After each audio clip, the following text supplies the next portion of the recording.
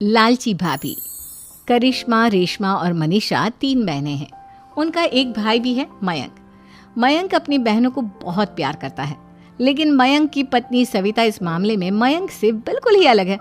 वो अपनी ननदों का जितना बुरा कर सकती है उतना बुरा करती ही रहती है और अपनी ननदों पर हुक्म भी चलाती है। करिश्मा, करिश्मा, तुमने अभी तक नाश्ता नहीं बनाया? तुम्हारे भैया को ऑफिस जाने में देर हो रही है। हाँ भाभी, बस अभी बनाती हूँ। करिश्मा, तुम ये ढीलापन छोड़ दो। कल को पराए घर जाना है। वहाँ अगर तुम इस तरह से काम करोगी तो लोग क्या कहेंगे कि माँ ने और भाभी ने कुछ सिखाया नहीं। और तुम्हारी दोनों बहनें कहाँ हैं? अब रेशमा मार्केट गई है और मनीषा सो रही है। क्या? सुबह के 8 बज रहे हैं और ये महारानी अभी भी सो रही है? ये कहते हुए सविता अपनी सास दुर्गा देवी के पास जाती है। माँ जी, देख रही हो अपनी बेटियों के तौर तरीके? क्या हुआ बहू, सुबह सुबह क्या कर दिया मेरी बेटियों ने? अरे एक तो अभी अभी उठकर किचन में गई है, दूसरी सुबह सुबह बाहर चली गई और तीसरी अभी तक सो रही है। क्या करूं मैं इन तीनों का? मैं तो परेशान हो गई हूँ। जा जाकर उठा उसे और रेशमा से मैं बात करती हूँ। सविता सीधा मनीषा के कमरे में जाती है और उससे कहती है, महारानी जल्दी उठो, सूरज सर पर आ गया है। भाभी थोड़ी देर और सोने दो ना, मैं रात को लेट सोई थी। वो क्या है ना, यूनिट टेस्ट चल रहे हैं। शराफत से उठती है या नहीं, या फिर पानी की भरी बाल्टी डालूं तेरे ऊपर? नहीं भाभी, मुझे बिस्तर में नहीं नहाना, उठती हूँ मैं। मनीषा जल्दी से उठकर बाथरूम में चली जाती है। सभी आराम से बैठकर नाश्ता कर रहे होते कि तभी रेशमा बाजार से हाथ में सामान लिए आ जाती है। रेशमा को देखते ही सविता उस पर बरस पड़ती है। लो, आ गई महारानी। ऐसा भी क्या सामान लाना था जो सुबह आंख मलते ही बाजार की तरफ रवाना हो गई? भाभी, कल आप ही तो चीख रही थी कि घर का सारा सामान मुझे ही लाना पड़ता है, घर में किसी को भी किसी काम से कोई लेना देना नहीं है। अब मैं बाजार जाकर सामान ले आई तो आपको इस बात से भी तकलीफ हो रही है? देख रही हो माँ जी, अपनी बेटी की जुबान कैंची से भी तेज चलती है। और मयंक, आप तो कुछ कहेंगे नहीं अपनी लाडली बहन को? रेशमा, अपनी भाभी से ऐसे बात नहीं करते। चलो माफी मांगो। भैया, मैं क्यों माफी मांगू? आप भाभी से बोलिए ना कि हम पर कम हुक्म चलाया करे। हम इस घर की बेटियां हैं और आपकी पत्नी की ननद है, नौकरानी नहीं। लो कर लो बात। इनकी भलाई के लिए कुछ भी बोलो तो इन्हें बुरा लग जाता है। इस घर में यही इज्जत है मेरी। देख लो माँ जी, आपकी बेटी किस लहजे में मुझसे बात कर रही है। सविता वहां से चली जाती है। मयंक को बहुत गुस्सा आता है, वो भी वहां से चला जाता है। फिर करिश्मा रेशमा को समझाती है, रेशमा, तुम्हें भाभी से माफी मांग लेनी चाहिए थी ना। लेकिन दीदी, मैंने कुछ किया ही नहीं, तो मैं माफी क्यों मांगू? हाँ करिश्मा दीदी, रेशमा दीदी जैसे ही घर में आई भाभी ही उन पर चिल्ला रही थी। हाँ, मैं मानती हूँ कि गलती भाभी की थी। मैं तो इसलिए बोल रही हूँ कि भाभी ने माँ को तो पूरी तरह अपने वश में कर लिया है। वो हमारी बात सुनती ही नहीं। मयंक भैया हमारे लिए हमेशा खड़े रहते हैं, इसलिए उनकी बात का मान तो तुम्हें रखना चाहिए था ना। कोई फायदा नहीं दीदी, कुछ दिनों की बात और है, भाभी उन्हें भी हमारे खिलाफ भड़का देंगी। फिर वो भी माँ की तरह हमारी किसी बात का विश्वास नहीं करेंगे। इसी तरह सविता अपनी तीनों ननदों को किसी न किसी बात पर परेशान करती रहती थी। एक दिन मयंक अपनी तीनों बहनों के लिए गिफ्ट लाया। करिश्मा, ये तुम्हारे लिए हार का सेट। रेशमा, तुम्हारे लिए सुंदर सी ड्रेस। और मनीषा, तुम्हें किताबें पसंद है ना, तुम्हारे लिए किताबें लाया हूँ। थैंक यू भैया। थैंक यू भैया। थैंक यू भैया। करिश्मा, तुम्हारा नेकलेस कितना सुंदर है, ये भैया कहाँ से ले आए होंगे? मैंने भैया को 3 दिन पहले फोन पर ये डिजाइन दिखाया था और आज भैया ये ले आए। सविता तो अपनी ननदों के गिफ्ट्स देखकर जल गई और करिश्मा का नेकलेस तो उसे भी बहुत पसंद आया था।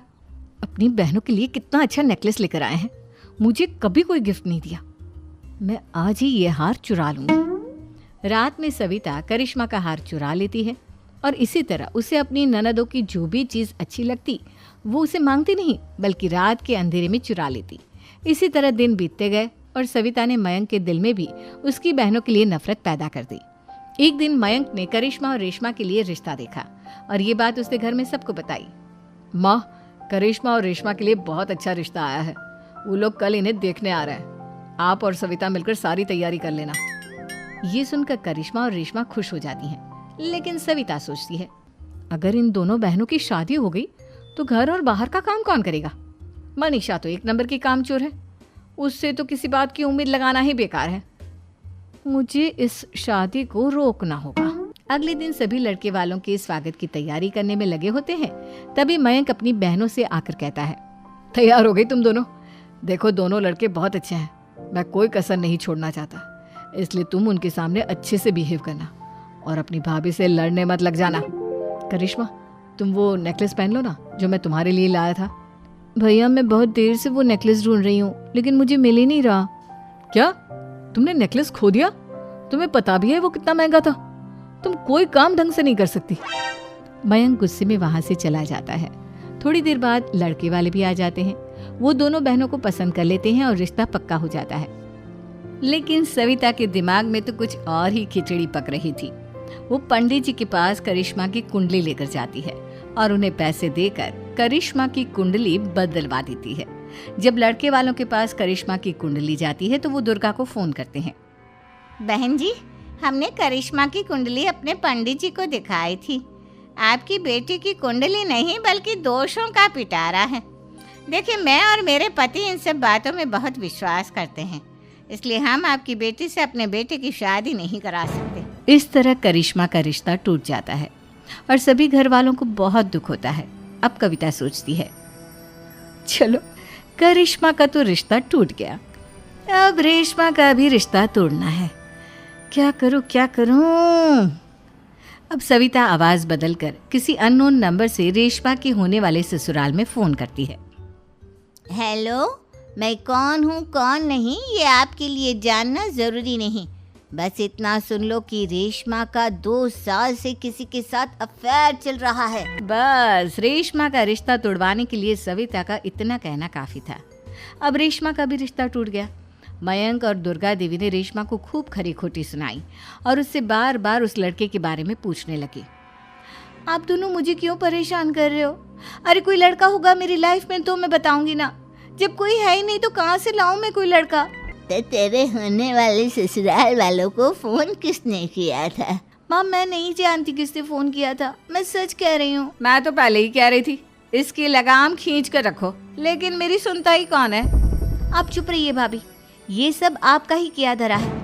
अब तीनों बहनों को विश्वास हो जाता है कि ये सब उनकी भाभी ही कर रही है। तीनों बहनें अपनी भाभी को सबक सिखाने के लिए एक वकील कर लेती है और घर में हिस्सा मांगना। देखो भैया, माँ बाप की जायदाद में जितना बेटों का हक होता है उतना ही बेटियों का, इसलिए इस घर के 4 हिस्से होंगे और हमें अपना हिस्सा चाहिए। मैंने तुम्हारे लिए क्या क्या नहीं किया और तुम इस घर में हिस्सा मांग रही हो?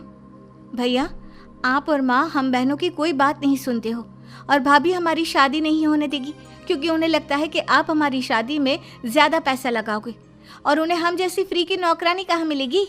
तो हम भाभी के साथ तो रह नहीं सकते, हम बहनों को अपना हिस्सा चाहिए।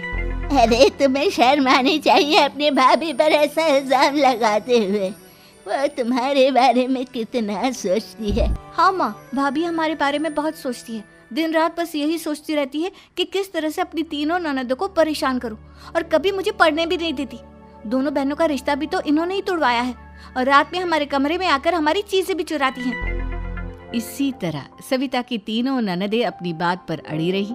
अब कोर्ट में तारीख भी शुरू हो गई। जब सविता को लगा कि उसकी तीनों ननद इतनी आसानी से नहीं मानने वाली, तो उसने अपने पति और सास को सारी सच्चाई बता दी और अपनी तीनों ननद से माफी मांगी। मयंक और दुर्गा को भी अपनी गलती का एहसास हो गया। अब सविता खुद करिश्मा और रेशमा के लिए अच्छा रिश्ता ढूंढती है